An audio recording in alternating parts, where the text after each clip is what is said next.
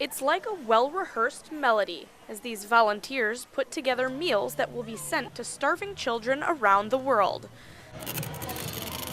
They are busy filling, labeling, and packing non-stop to get as many meals made as they can. They wouldn't even take a break to talk to us. Pack as much food as possible. Sorry, thank you. Their goal? More than 500,000 meals in just 4 days. Now, just to give you a little bit of an idea of just how much food they're packing today, just one of these 2,000-pound bags of rice will go to make over 20,000 meals. And as you can see, there's several bags here. And such a big goal takes a lot of work. A total of 3,000 volunteers signed up to help out throughout the weekend. And how do they get it all done? Well, you gotta have the muscle. Oh, you got the muscles? Oh, yes, I do. Chase's muscles may be strong, but the kids who will be eating this food aren't.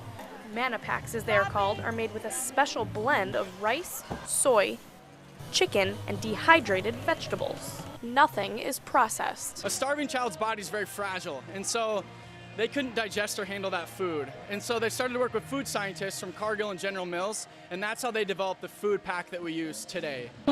They are also taking sanitary measures to keep the kids healthy. As you can see, everyone is wearing hairnets and rubber gloves. In these countries, a lot of the kids, little sicknesses or illnesses or germs that we might send that might not affect us because our immune systems are stronger could really affect their bodies in a negative way. This is the second year Sycamore has held this event. There are plans to do it again in the future. In Sycamore, Ashley Michels, NTC News Tonight. The pain, the determination, the teamwork. It's a tug-of-war match unlike anything else. These NIU women are putting their bodies to the test, fighting against each other to fight against breast cancer. This annual Tugs event is part of Breast Cancer Awareness Month, raising money for the National Breast Cancer Foundation. You're not just giving money to the frats, like you're giving it back to women. For many of these women, Tugs is just a competition, but for others, all of the hard work is about something much more personal.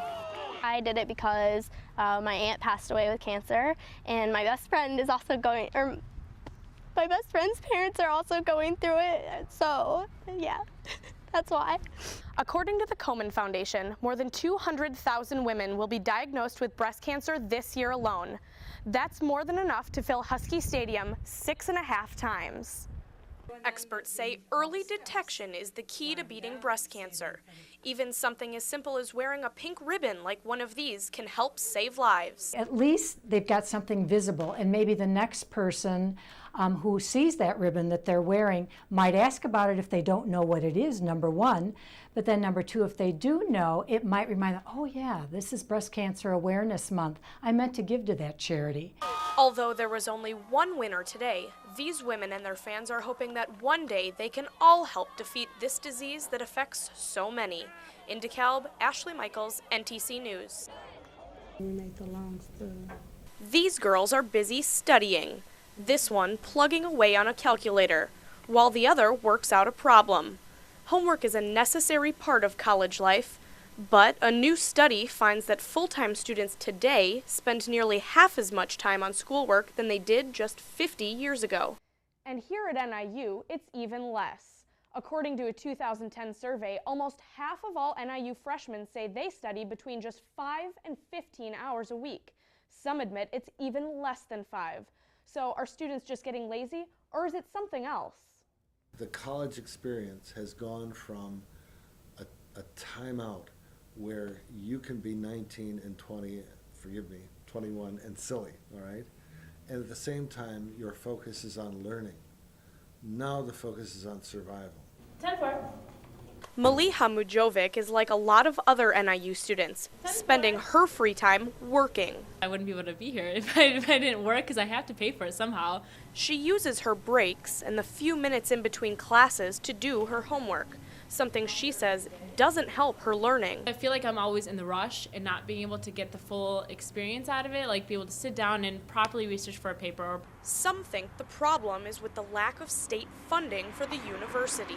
Can we move away from the business model toward a sense that what we're doing is we're in the job of educating minds. Advances in technology also factor into why students study less nowadays. But for students like Maliha, the more efficient study time, the better. At Northern Illinois University in DeKalb, Ashley Michels, NTC News Tonight.